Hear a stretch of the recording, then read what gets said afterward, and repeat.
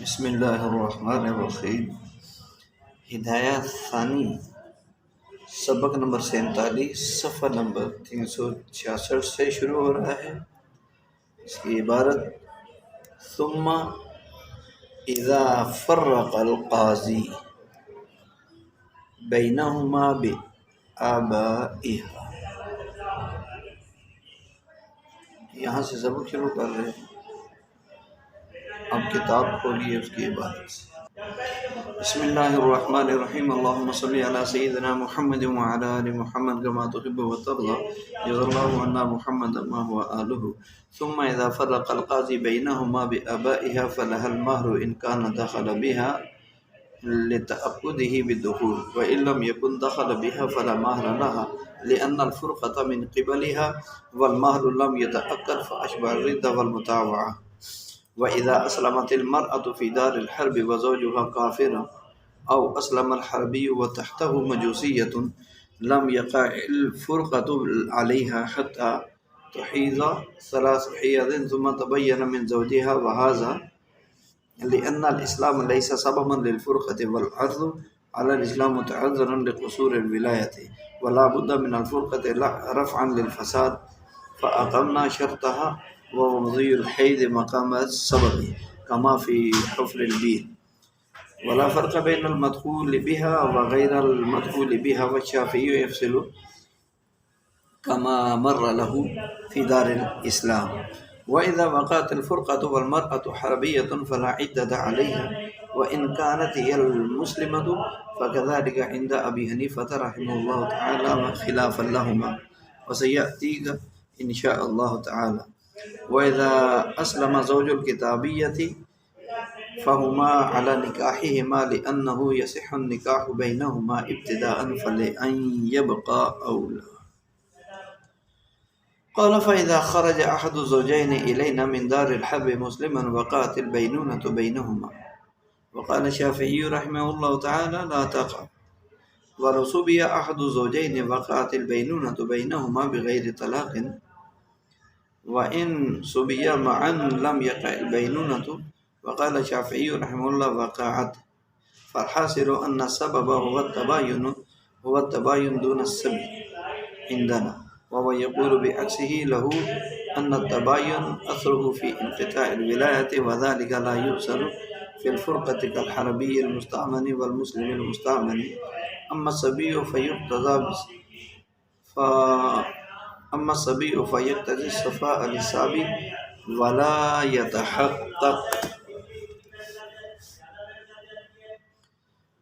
يتحقق إلا بانقطاع النكاح، ولهذا يسقط الدين عن ذمة المصبي،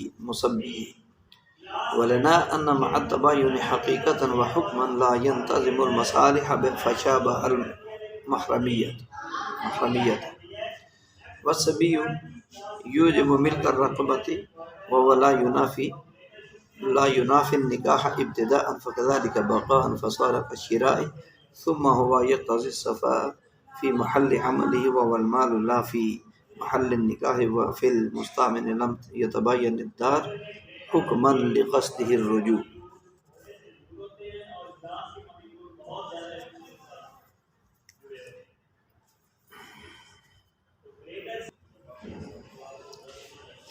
بسم اللہ الرحمن الرحیم۔ ثم اذا فرق القاضی بینہما سے لے کر یہاں فاشبہ الردۃ والمتاوعۃ یہاں تک عبارت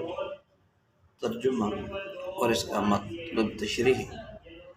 یہ گزشتہ سبق یعنی سبق نمبر 46 میں بیان ہو چکا ہے۔ سبق نمبر 47 کا ترجمہ اور تشریح یہاں سے شروع ہوگا، عبارت یہاں سے پڑھی گئی۔ وَإِذَا أَسْلَمَتِ الْمَرْأَةُ فِي دَارِ الْحَرْبِ، جب کوئی عورت اسلام لے آئے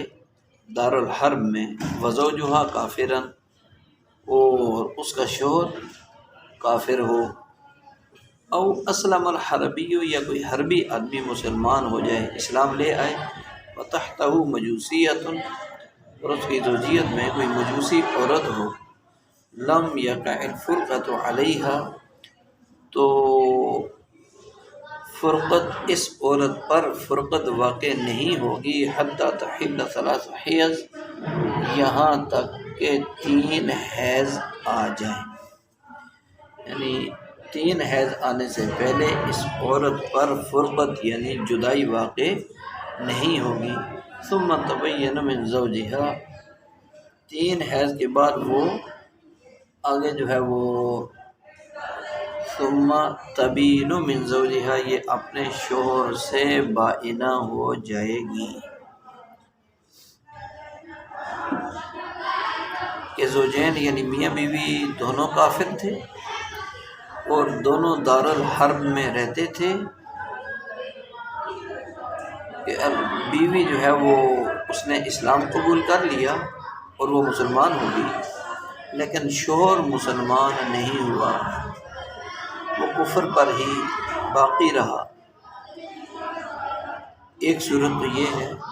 دوسری صورت یہ ہے کہ کافر حربی کو اللہ نے اسلام کی دولت سے نوازا، وہ مسلمان ہو گیا، لیکن اس کی بیوی کوئی مجوسیہ عورت تھی، تو ان دونوں میاں بیوی دونوں صورتوں میں میاں بیوی کے مابین اس وقت تک تفریق یعنی جدائی ثابت نہیں ہوگی جب تک کہ عورت کو 3 حیض نہ آ جائیں، یا اگر عورت حیض والی عورتوں میں سے ہے ہی نہیں تو جب تک اس پر 3 ماہ نہ گزر جائیں اس وقت تک ان دونوں کے درمیان فرقت یعنی جدائی متحقق یعنی ثابت نہیں ہوگی۔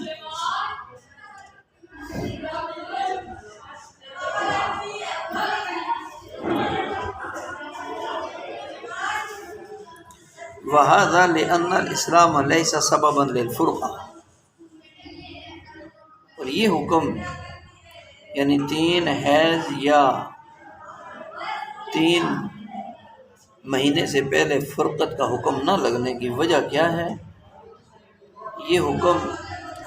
اس لیے ہے کہ اسلام ان میاں بیوی کے درمیان فرقت کا سبب نہیں ہے،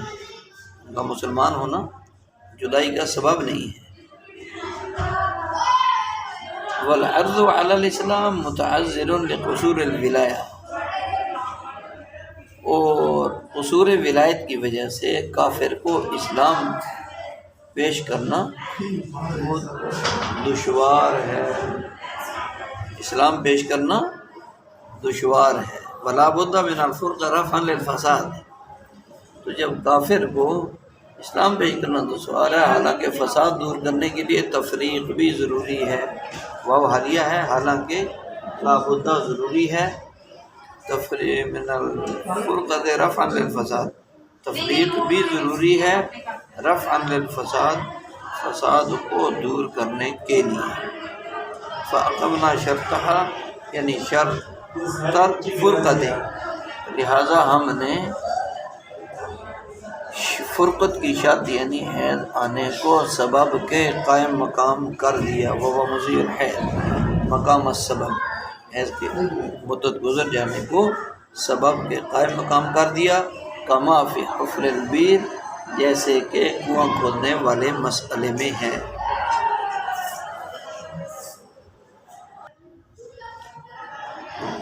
یہاں سے وَهَذَا لِأَنَّ الْإِسْلَامَ لَيْسَ سَبَبًا لِلْفُرْقَةِ،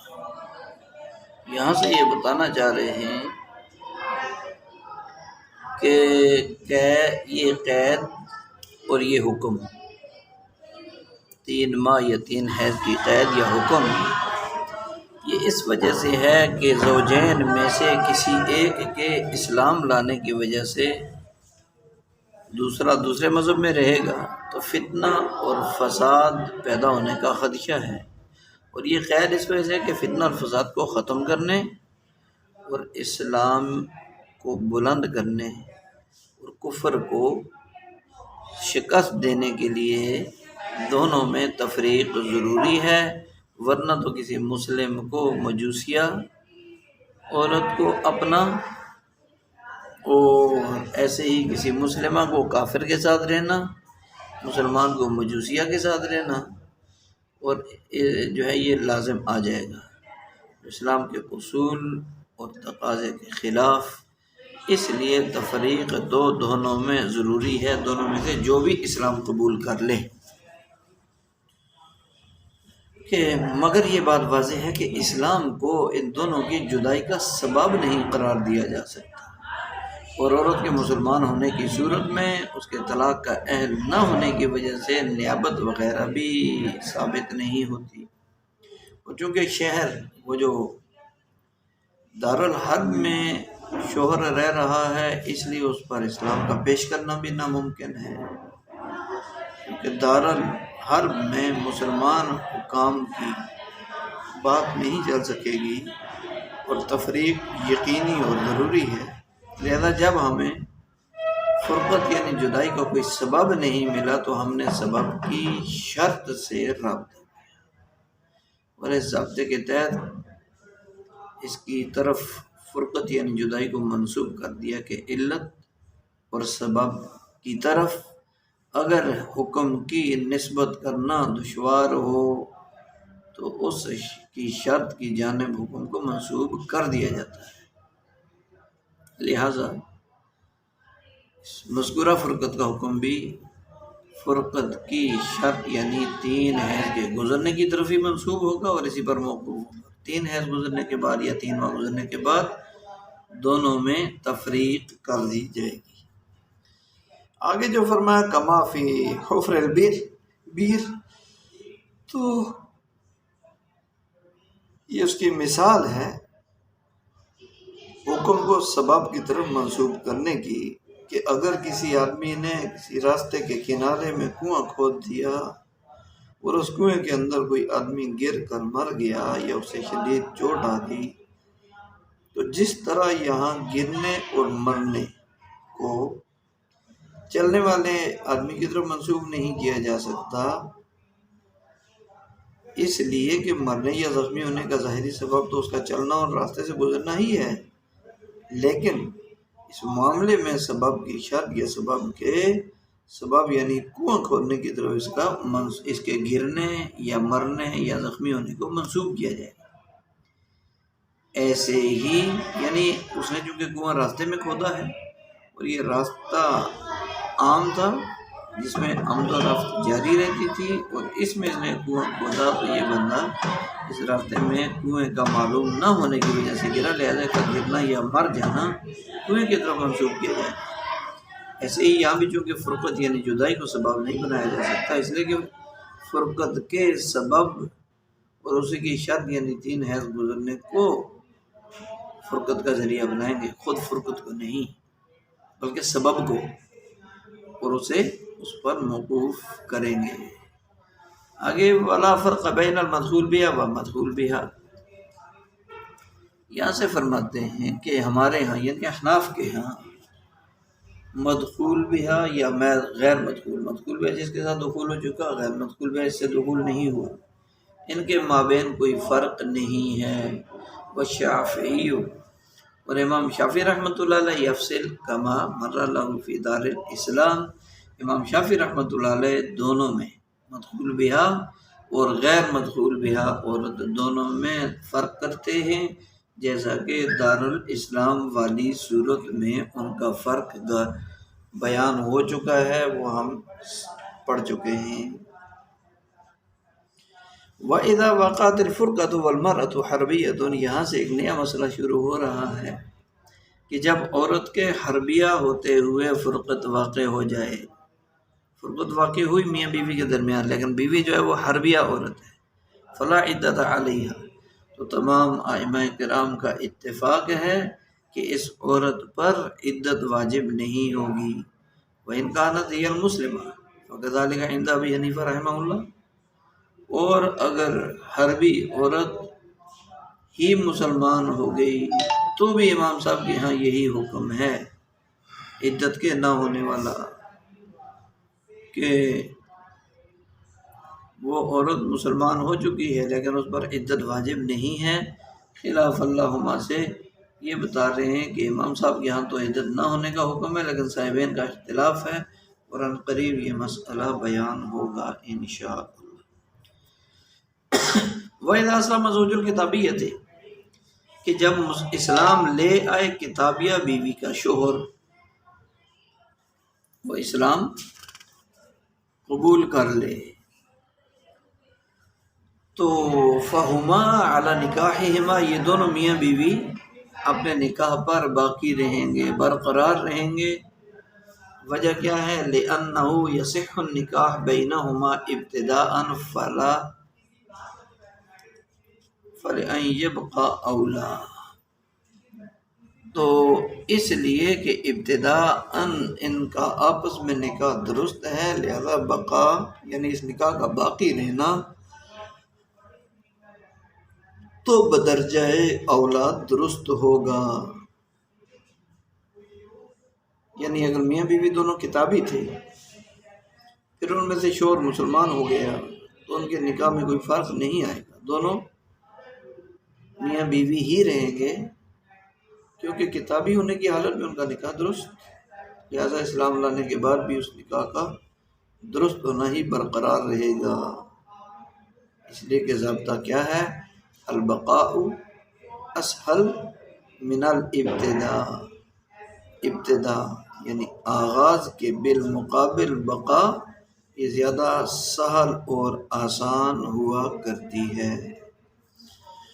قال وَإِذَا خَرَجَ أَحَدُ الزَّوْجَيْنِ، یہاں سے بتا لیں کہ إِلَيْنَا مِن دَارِ الْحَرْبِ مُسْلِمًا، وَإِذَا اور جب خرج نکل جائے أَحَدُ الزَّوْجَيْنِ میاں بیوی میں سے کوئی ایک آدمی، إِلَيْنَا ہماری طرف یعنی دارالاسلام کی طرف، دارالحرب سے دارالاسلام کی طرف آ گیا مسلمان ہو کر، وقعت البینونۃ بینہما، تو ان دونوں میاں بیوی کے درمیان ہے وہ فرقت یعنی جدائی واقع ہو جائے گی، بینونت بمعنی جدائی، تو ان دونوں کے درمیان جدائی واقع ہو جائے گی۔ وقال قال شافعی، اور امام شافعی رحمۃ اللہ علیہ اس مسئلہ میں فرماتے ہیں کہ یہاں بھی ان دونوں کے درمیان جدائی واقع نہیں ہوگی، بینونت واقع نہیں ہوگی۔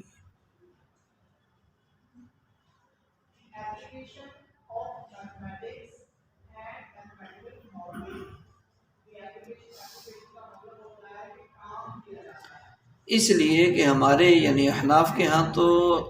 سبب بینونت تباین دار ہے، دار یعنی ملک کا مختلف ہونا، نہ کہ گرفتار ہونا۔ گرفتاری سبب نہیں ہے جدائی کا سبب دار کا مختلف ہونا ہے، دارالاسلام دارالحرب۔ امام شافعی اس کا الٹ کہتے ہیں، وہ فرماتے ہیں کہ ان کی دلیل یہ ہے کہ انقطاع ولایت میں تباین دار مؤثر ہے، لیکن انقطاع ولایت کا فرقت میں کوئی اثر نہیں، جیسے حربی مستامن اور مسلم مستامن۔ تو گرفتار ہونا وہ تو گرفتار ہونے والے کے لیے خاص ہونے کا تقاضا کرتا ہے، اور انقطاع نکاح کے بغیر یہ خاص ہونا متحقق نہیں ہوگا، اسی وجہ سے گرفتار شدہ کے ذمے سے قرضہ ساقط ہو جاتا ہے۔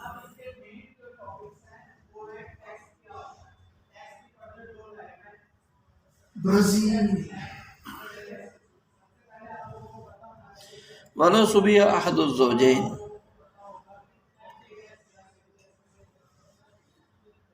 تو اور اگر قید کر دیا گیا زوجین میں سے کسی ایک کو، میاں بیوی میں سے اگر کسی ایک کو گرفتار کر دیا گیا، قید کر دیا گیا، وقعت البینونۃ بینہما، تو ان دونوں کے درمیان بینونت واقع ہو جائے گی بغیر طلاق کے، طلاق دینے کی ضرورت نہیں ہے۔ وَإِن سُبِيَ مَعًا، اور اگر دونوں اکٹھے قید کر دیے گئے تو پھر بینونت یعنی جدائی واقع نہیں ہوگی، اور امام شافعی رحمۃ اللہ علیہ فرماتے ہیں کہ یہ بینونت واقع ہو جائے گی۔ فالحاصل ان السبب هو التباین، یعنی تباین الدارین، تو خلاصہ یہ ہے، فالحاصل حاصل یہ ہوا اس مسئلے کا، خلاصہ یہ ہوا کہ سبب بینونت وہ تو تباین دار ہے، نہ کہ قید ہونا احناف کے نزدیک۔ وہو یقول بعکسی، اور امام شافعی اس کے عکس کہتے ہیں، وہ فرماتے ہیں کہ تباین جو ہے وہ سبب بینونیت وہ قید ہونا ہے، نہ کہ تباین دار۔ نہ کہ تباین دار۔ لہو سے یہاں امام شافعی رحمۃ اللہ علیہ کی دلیل بتا رہے ہیں۔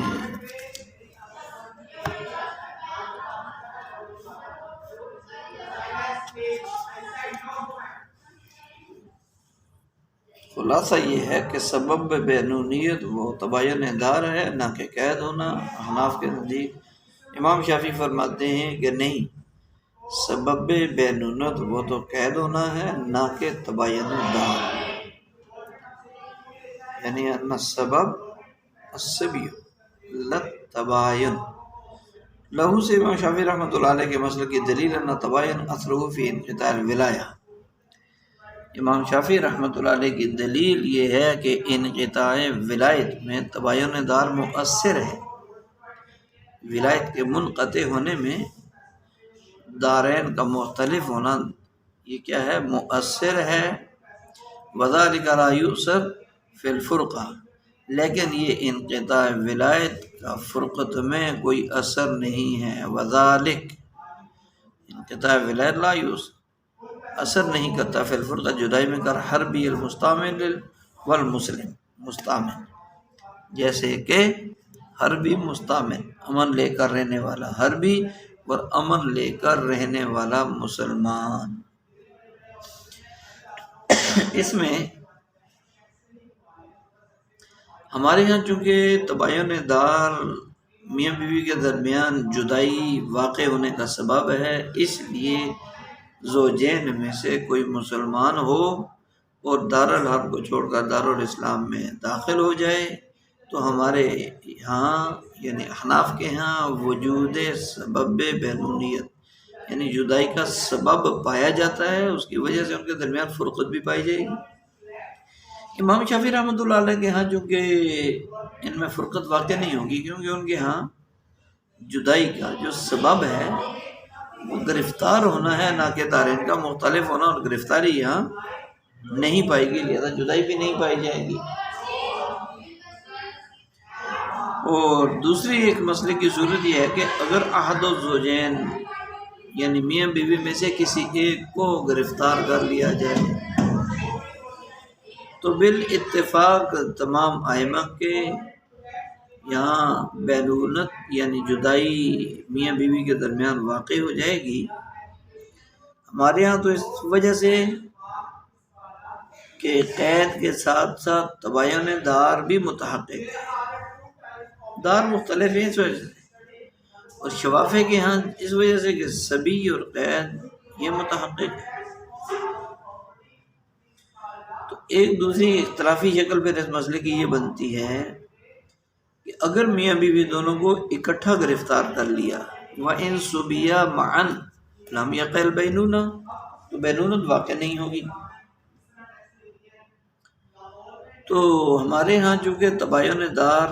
متحقق نہیں ہے، ثابت نہیں ہوتا دار کا مختلف ہونا، دونوں اکٹھے گرفتار ہوئے،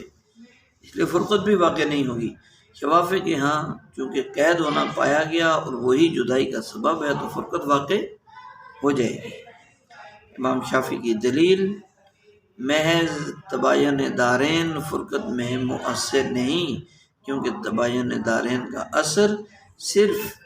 اتنا ہے کہ تباین کی وجہ سے ولایت منقطع ہو جاتی ہے، ولایت کیا ہو جاتی ہے؟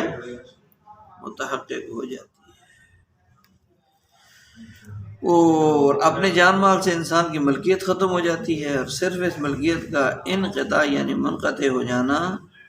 فرقت کو ثابت کرنے کا سبب نہیں بن سکتا۔ جیسے کہ کل مستعمل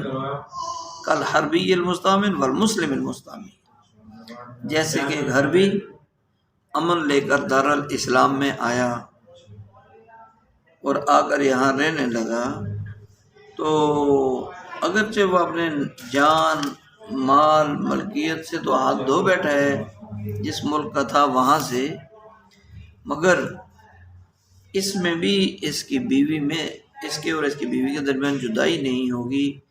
ایسے ہی کوئی مسلمان اگر امن لے کر دارالحرب میں چلا جائے اور وہاں رہنے لگے تو صرف اپنی ملکیت پیچھے جو جائیداد اور مال ہے اس سے تو محروم ہوگا، لیکن اس کے اور اس کی بیوی کے درمیان جدائی واقع نہیں ہوگی۔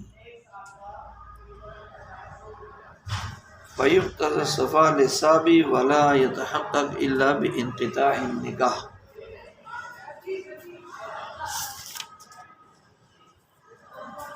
تو رہا گرفتار ہونا، تو یہ جو ہے یہ گرفتار ہونا گرفتار کرنے والے کے لیے خاص ہونے کا تقاضا کرتا ہے۔ صفا بمعنی خلوص، خاص ہونا۔ تو گرفتار ہونا گرفتار کرنے والے کے لیے خاص ہونے کا تقاضا کرتا ہے۔ وَلَا يَتَحَقَّقُ إِلَّا بِانْقِطَاعِ النِّكَاحِ، اور انقطاع نکاح کے بغیر یہ خاص ہونا متحقق نہیں ہوگا۔ اسی وجہ سے گرفتار شدہ آدمی کے ذمے سے قرضہ بھی کیا ہوگا؟ لہذا یسقط الدین عن ذمۃ المسلم،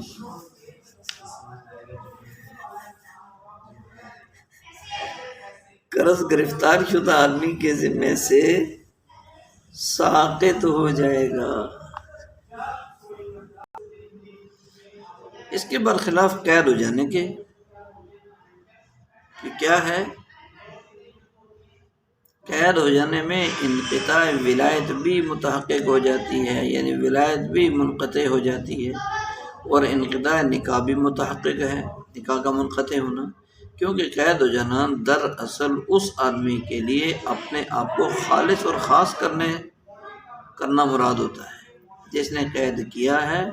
اور ظاہر ہے کہ خالص ہونا نکاح کے منقطع ہونے کے بغیر متحقق نہیں ہو سکتا۔ تو معلوم ہوا کہ قید کرنے کی صورت میں ایک تیر سے دو شکار، اس لیے ہم نے اسے فرقت کے واقع ہونے اور بینونت کے متحقق ہونے کا سبب قرار دیا ہے۔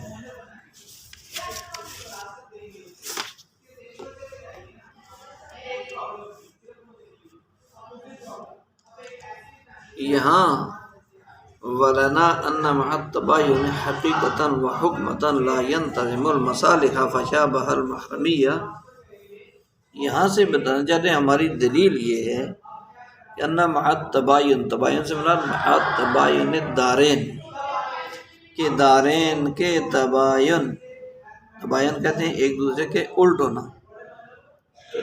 دارین کے تباین کے ہوتے ہوئے حقیقتاً اور حکماً دونوں طرح نکاح کی مصلحت کا وجود میں آنا مشکل ہے، یعنی نکاح کی مصلحت وجود میں نہیں آ سکتی۔ اور وَالصَّبِيُّ يُوجِبُ مِلْكَ الرَّقَبَةِ، لہذا یہ حقیقتاً اور حکماً تباین دار کے ہوتے ہوئے حقیقتاً اور حکماً دونوں طرح نکاح کے جو مصالح ہیں وہ وجود میں نہیں آ سکتے، تو لہذا یہ تباین محرمیت کے مشابہ ہو گیا۔ فشابہ المحرمیہ، فشابہ تباین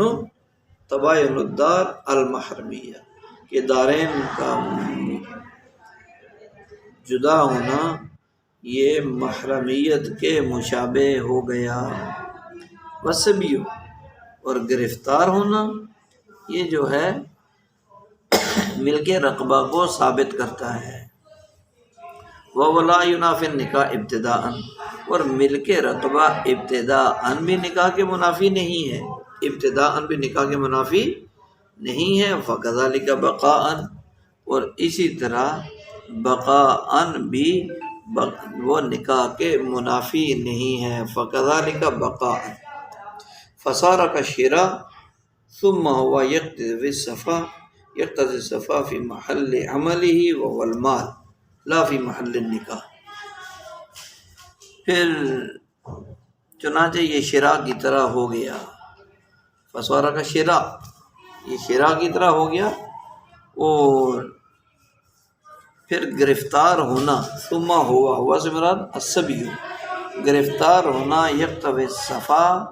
یہ کس کو چاہتا ہے؟ صفا کا مطلب ہوتا ہے خالص ہونا، صاف ہونا، خاص ہونا۔ یہ گرفتار ہونا جو ہے یہ کس کو چاہتا ہے؟ اپنے عمل کے محل یعنی مال میں اختصاص یعنی خاص ہونے کا تقاضا کرتا ہے، محل نکاح میں نہیں، نہ کہ محل نکاح میں۔ اپنے عمل کے محل میں تو خاص ہونے کا تقاضا کرتا ہے، اور عمل کا محل اس کو وہ مال ہے، نہ کہ محل نکاح میں خاص ہونے کا تقاضا کرتا ہے۔ وفی المستعمل لم یتبین حکماً لقصدہ الرجوع، اور مستعمل کے حق میں حکماً تباین دار متحقق نہیں ہوتا، کیونکہ مستعمل یعنی عمل لے کر رہنے والا وہ واپسی کا ارادہ رکھتا ہے، وہ واپسی کا ارادہ رکھتا ہے۔ تو یہاں سے یہ بتایا جا رہا ہے، لناف سے احناف کی دلیل بیان ہو رہی ہے، جس کا خلاصہ یہ ہے کہ حقیقت اور حکم دونوں اعتبار سے، حقیقت کے اعتبار سے بھی، حکمی اعتبار سے بھی، تباین دارین نکاح کے مصالح یعنی سکنا، رہائش اور رشتہ زوجیت، ازدواج وغیرہ کی راہ میں رکاوٹ ہے۔ تباین دارین دونوں، ایک دارالحرب میں دوسرا دارالاسلام میں۔ حقیقتاً تباین دارین تو اس طرح ہے کہ دونوں دو الگ الگ ملکوں میں قیام پذیر ہیں، میاں بیوی، اور حکماً تباین دار اس طرح ہے کہ جانے والا جس دار میں جا رہا وہ دائمی طور پر مقیم ہونے کے لیے، عارضی طور پر رہنے کے لیے نہ جائے۔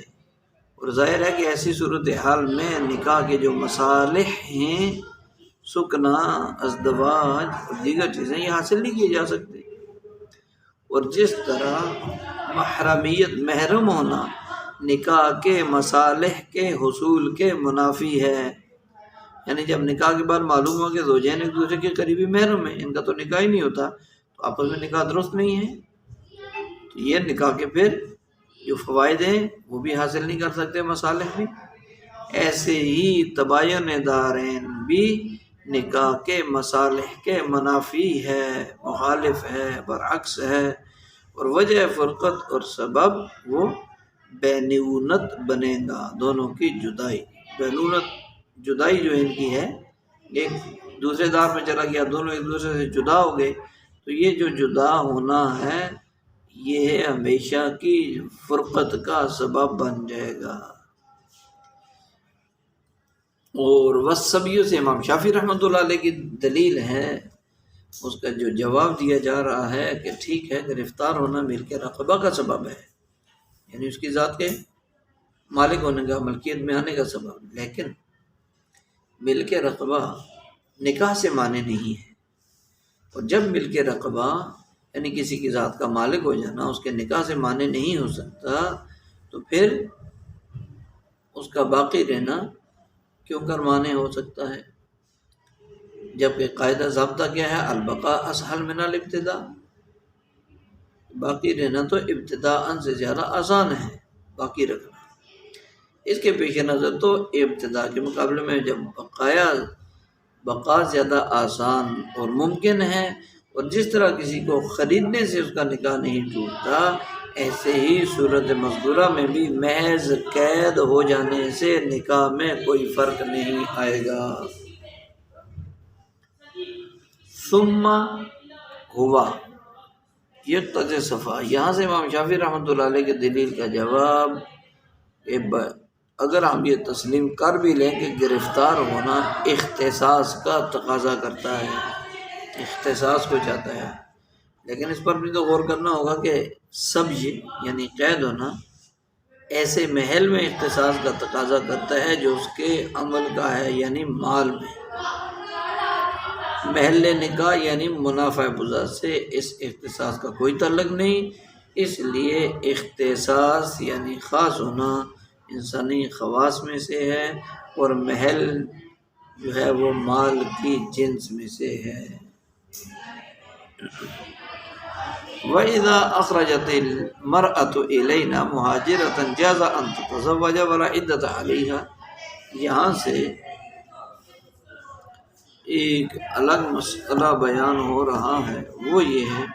کہ جب کوئی عورت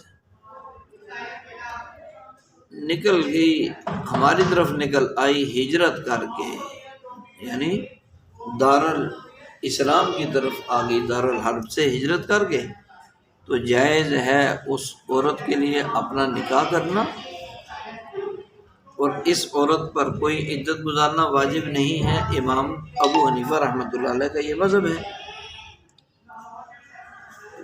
اور وقال علیہ العدہ لأن الفرقہ وقعت بعد الدخول فی دار الاسلام فلیلزمها حکم الاسلام، جبکہ صاحبین فرماتے ہیں کہ اس عورت پر عدت واجب ہوگی، اور واجب ہونے کی دلیل یہ ہے کہ فرقت یعنی میاں بیوی میں جو جدائی ہے وہ تو دارالاسلام میں داخل ہونے کے بعد واقع ہوئی ہے، دارالاسلام میں داخل ہونے کے بعد ہی فرقت واقع ہوئی، لہذا اس پر اسلامی حکم تو لاگو رہے گا۔ اور امام ابو حنیفہ رحمۃ اللہ علیہ کی دلیل انہا اثر النکاح المتقدم، کہ عدت سابق نکاح کا اثر ہے، انہا یعنی ان العدت، یہ جو عدت ہے سابق نکاح کا اثر ہے، وجبت اظہار الفرق اظہارا لخطرہ، جو اس کے احترام کی خاطر واجب ہوئی ہے۔ عدت سابق نکاح کا اثر ہے جو اس نکاح کے احترام کی خاطر واجب ہوئی ہے، ولا خطرہ لملک الحربی، اور جبکہ حربی آدمی کی ملکیت کا کوئی احترام نہیں ہے، خطر بمعنی احترام، ولہذا لا تجب العدت علی المصبیہ، لہذا قید کی گئی عورت پر عدت واجب نہیں ہے، عدت واجب نہیں ہے، لا تجب العدت، وإن كانت حاملا لم تتزوج، اور اگر مذکورہ عورت حاملہ ہو تو وہ نکاح نہیں کر سکے گی حتی تضع حملہ، جب تک کہ وضع حمل سے فارغ ہو جائے، وضع حمل کر لے۔ اور امام ابو حنیفہ رحمہ اللہ سے مروی ہے انہ یصح النکاح، کہ حاملہ عورت ہے وہ کہ نکاح درست ہے، وہ نکاح کر سکتی ہے، حاملہ عورت کا نکاح درست ہے، ولا یقربها زوجها، تو اس کا شوہر، البتہ یہ کہ نکاح تو درست ہے لیکن وضع حمل تک اس کا شوہر اس کے قریب نہیں آئے گا، قربت اختیار نہیں کرے گا، کما فی الحبلى من الزنا، جیسا کہ زنا سے حاملہ ہونے والی عورت کے بارے میں حکم ہے کہ اس کے لیے نکاح کرنا تو جائز ہے، حاملہ من الزنا، لیکن جس شوہر سے نکاح ہو چکا ہے وہ وضع حمل تک اس کے قریب نہیں آئے گا، قربت اختیار نہیں کرے گا، قریب سے مراد قربت، ہم جمع۔ تو وجہ الاول انہ ثابت النسب، پہلی صورت کی وجہ کہ قول اول کی جو دلیل ہے وہ یہ کہ حمل غیر سے ثابت النسب ہے، حاملہ تو ہے لیکن اس کا حاملہ ہونا وہ غیر سے ثابت ہے، لہذا جب نسب کے حق میں فراش ظاہر ہوگا، فَإِذَا ظَهَرَ الْفِرَاشُ فِي حَقِّ النَّسَب، جب نسب کے حق میں فراش ظاہر ہوگا، يَظْهَرُ فِي حَقِّ الْمَنْعِ مِنَ النِّكَاحِ احتیاطًا،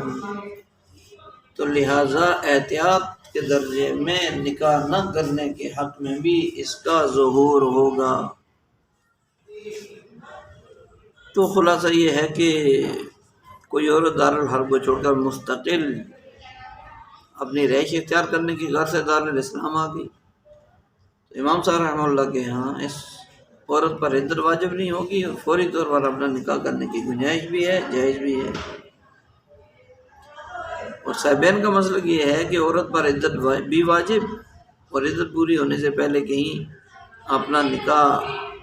عقد نکاح کرنے کی اجازت بھی نہیں۔ تو صاحبین کی دلیل اس عورت کے بعد دارالاسلام میں داخل ہونے کے بعد ہی اس کے اور اس کے شوہر کے درمیان فرقت واقع ہوئی۔ جدائی، اس لیے اس عورت پر اور اس کی فرقت دونوں پر اسلامی حکم لاگو ہوگا، دارالاسلام میں آ چکی ہے، اور ایسی صورت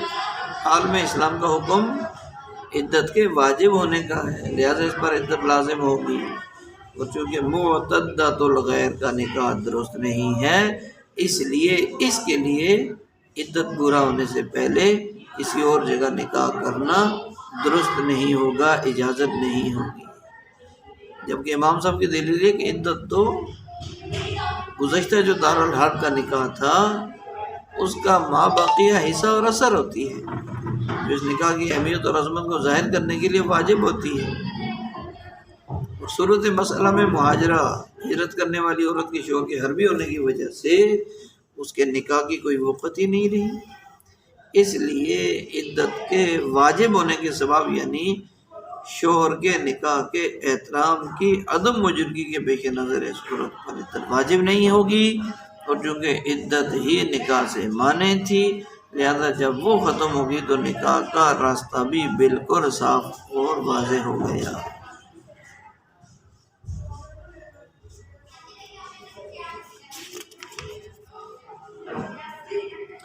دوسرا مسئلہ وَإِنْ كَانَتْ حَامِلًا، کہ اگر عورت حاملہ ہو، مہاجرہ جو دارالحرب کو چھوڑ کر دارالاسلام میں آنے والی عورت ہے، وہ اپنے حربی شوہر کے نطفے کو پیٹ میں لائی ہے، یعنی وہاں سے حاملہ ہو کر آئی ہے، تو اس صورت میں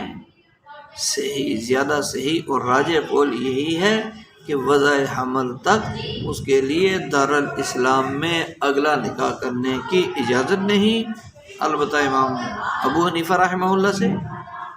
حضرت حسن بن زیاد کی ایک روایت یہ ہے کہ اس صورت میں بھی امام صاحب کے ہاں اس کا نکاح درست ہے، لیکن وضع حمل سے پہلے میاں بیوی کے لیے باہم صحبت کرنا درست نہیں ہے، اور نہ تو یہ حکم من کانا یؤمن باللہ والیوم الاخر فلا یسقین ماءہ ذرا غیرہ کی مخالف ہو اور معارض ہوگا، نہ نکاح درست اور نہ اس کے معارض۔ اور نکاح کے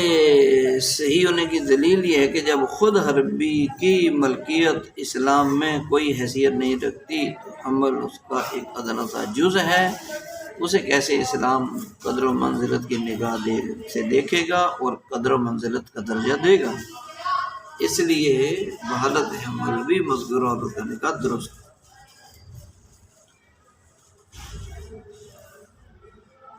جیسے کہ حاملہ بالزنا، تو چونکہ شریعت کی نظر میں زنا ایک غلط اور برا فعل ہے، اس لیے اس کی کوئی اہمیت اسلام میں نہیں ہے، بحالت حمل بھی اس کا نکاح درست اسی طرح ہے۔ بہرحال صحیح قول کی دلیل یہ ہے کہ جس طرح حرمت اور احترام اپنی جگہ ثابت اور مسلم ہے، اسی طرح مذکورہ حمل بھی ثابت اور مسلم، اور صیانت ماں، ثبوت نسب دونوں اس کا جو ہے موجود ہیں، اور اس کا وجود تسلیم کیا جائے گا، اس لیے احتیاط کے پیش نظر وضع حمل تک من النکاح الثانی منع کیا جائے گا اور نکاح کی اجازت نہیں دی جائے گی۔ پھر عقلاً بھی یہی بات سمجھ آتی ہے کہ جب تک وضع حمل نہ ہو آگے وطی کی اجازت نہیں ہے، جب وطی کی اجازت نہیں تو پھر نکاح کی اجازت کیسے ہو سکتی ہے؟